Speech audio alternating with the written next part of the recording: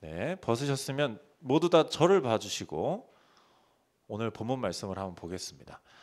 어, 오늘 본문 말씀은 사실 저희가 조금은 더 빨리 봤어야 하는 성경 말씀이었을지도 몰라요. 우리가 처음 시작할 때 봤어야 되는 성경 말씀이 아니었을까라는 생각이 듭니다. 왜냐하면 오늘 본문 말씀은 뭐에 대한 거기 때문일까요? 성경에 대한 말씀이기 때문이에요. 저희는 성경 말씀대로 살아가는 사람들이죠? 그렇죠? 다들 동의하실 거예요. 그러면 성경을 나한테 맞추면서 살아가는 사람들이 아니라 나를 어디에? 성경에 계속 맞추면서 살아가는 사람들이라는 거예요. 그렇죠? 그리고 옛날에 내비게이션이 없었을 때 우리는 뭘 보고 다녔을 것 같아요? 지도를 보고 다녔겠죠. 지도가 없으면 길을 잃겠죠. 똑같이 우리의 인생이 길이라고 하면 우리의 지도는 어떤 거예요? 성경이죠. 우리는 성경 말씀대로 살아가야 길을 잃지 않고 잘못된 길로 가지 않고 막다른 길로 가지 않을 수가 있어요. 우리는 그런 사람이라는 걸 이미 다 알고 있습니다. 그래서 오늘 바울이 이 성경이라는 게 도대체 어떤 책이냐에 대해서 말을 해주고 있어요. 그게 몇 절에 나와요? 밑에 쪽에 나오죠. 15절, 16절, 17절 여기에 나와요.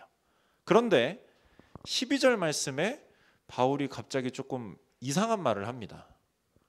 성경에 대해서 설명해 주고 있는데 이상한 말을 해요. 12절을 다 같이 읽어보겠습니다. 시작. 무릇 그리스도 예수 안에서 경건하게 살고자 하는 자는 박해를 받으리라. 이런 말씀을 합니다. 그리고 13절에는 악한 사람들과 속이는 자들은 더욱 악하여져서 속이기도 하고 속기도 하나니 라는 말씀을 성경에 대해서 말하기 전에 하고 있어요. 왜일까요? 왜 이런 뜬금없는 말씀을 하고 있는 걸까요? 왜냐하면 이 말씀을 하는 이유는 성경이 이래서 필요하다라고 하는 거예요. 성경이 필요한 이유를 먼저 설명하고 있는 거예요.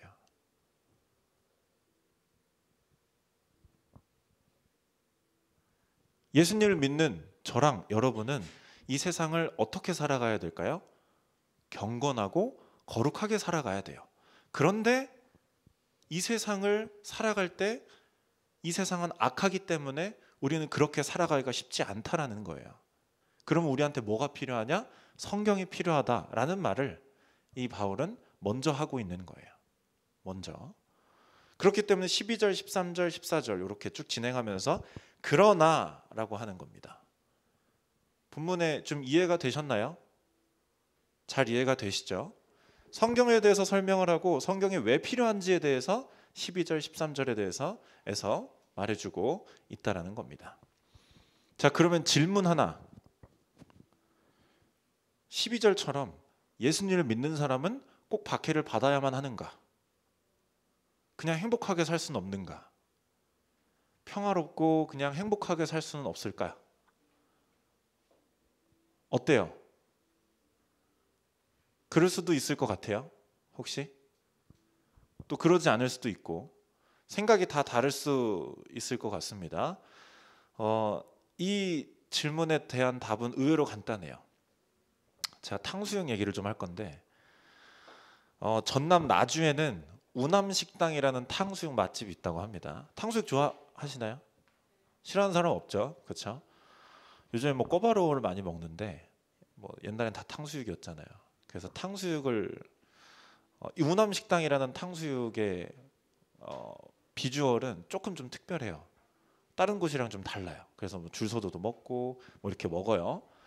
거기를 한 50년 정도 이렇게 가게 운영을 하셨다고 합니다. 이 할머니가 생활의 달인에도 나왔는데 어떻게 탕수육을 만드는지를 제가 조금 설명해 드릴게요. 잘 들어보셔야 됩니다.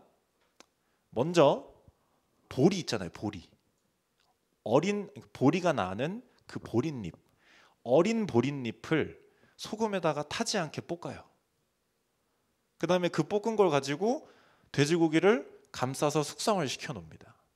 그 사이에 육수를 만드는데 맨드람이라는 꽃이랑 창출이라는 걸 가지고 육수를 만들어요. 그 다음에 센 불에 볶은 가지를 끓인 물을 또 섞어요. 그러면은 쓴맛, 고소한 맛, 뭐 이렇게 풍미가 어우러진 육수가 탄생한다고 합니다.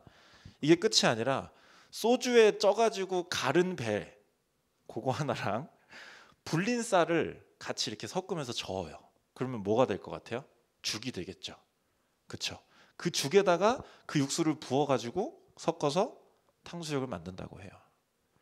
엄청 복잡하죠? 엄청 복잡합니다. 제가 이 탕수육 얘기를 왜 했을까요?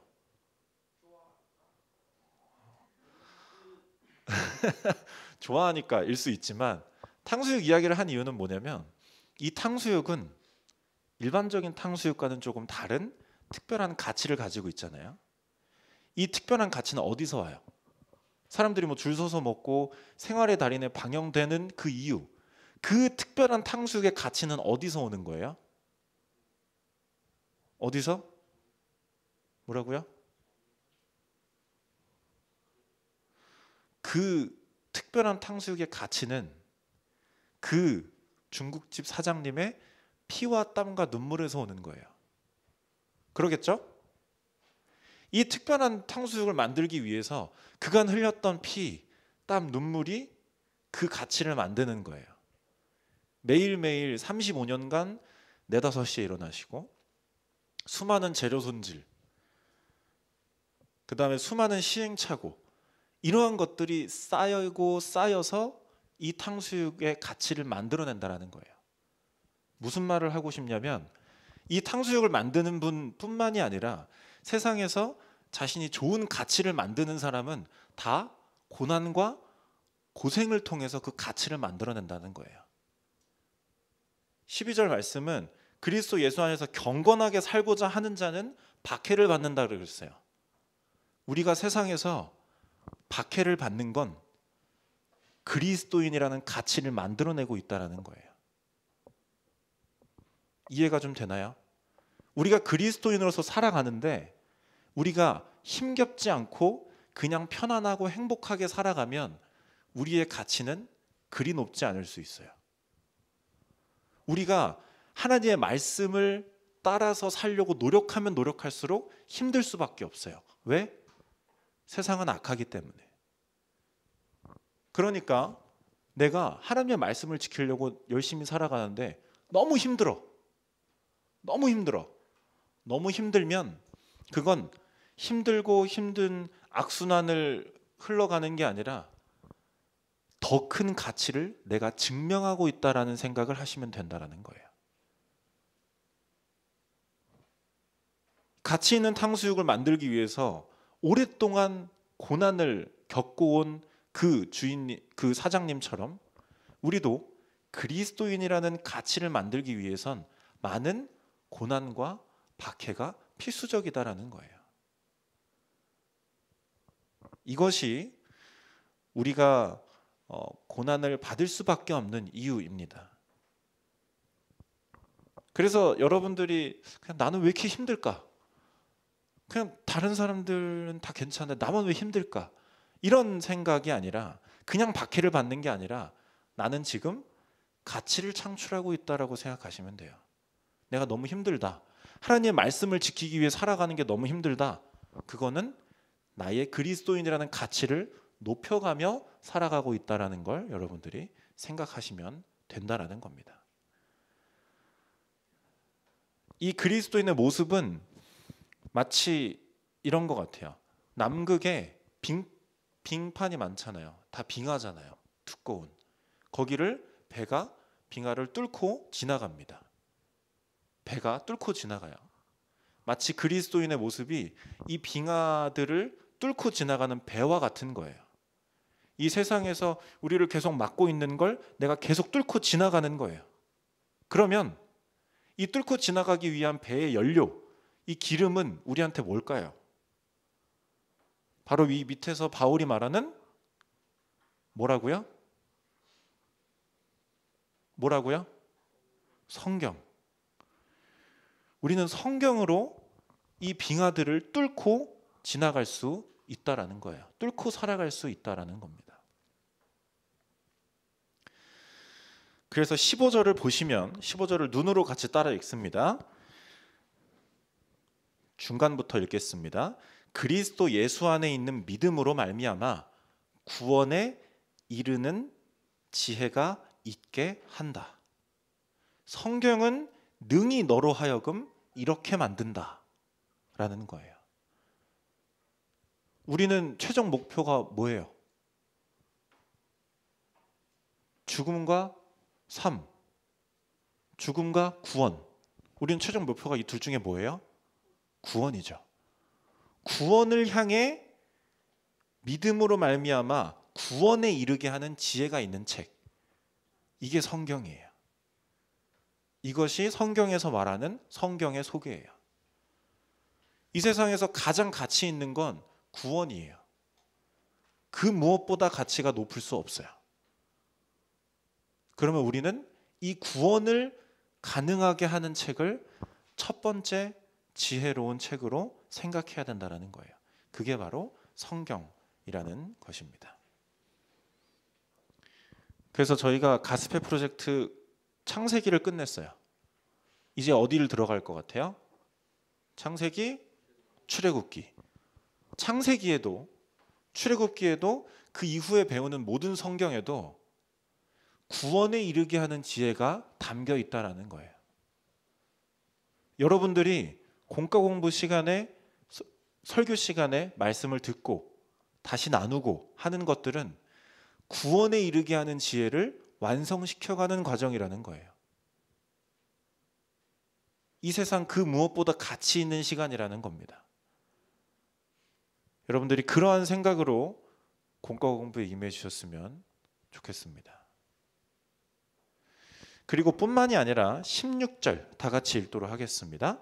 16절 시작. 모든 성경은 하나님의 감동으로 된 것으로 교훈과 책망과 바르게 함과 의로 교육하기에 유익하니. 성경의 역할입니다. 혼나지 않고 자라는 사람들이 있어요. 그러면 뭐가 잘못된지 몰라요. 혼나지 않은 거 부러운 건 아니에요. 성경은 나를 책망하고 나에게 교훈을 주고 나를 바르게 하고 의로 교육해 준다라고 해요. 성경의 역할입니다. 그리고 17절 다시 한번 다 같이 읽을게요. 시작.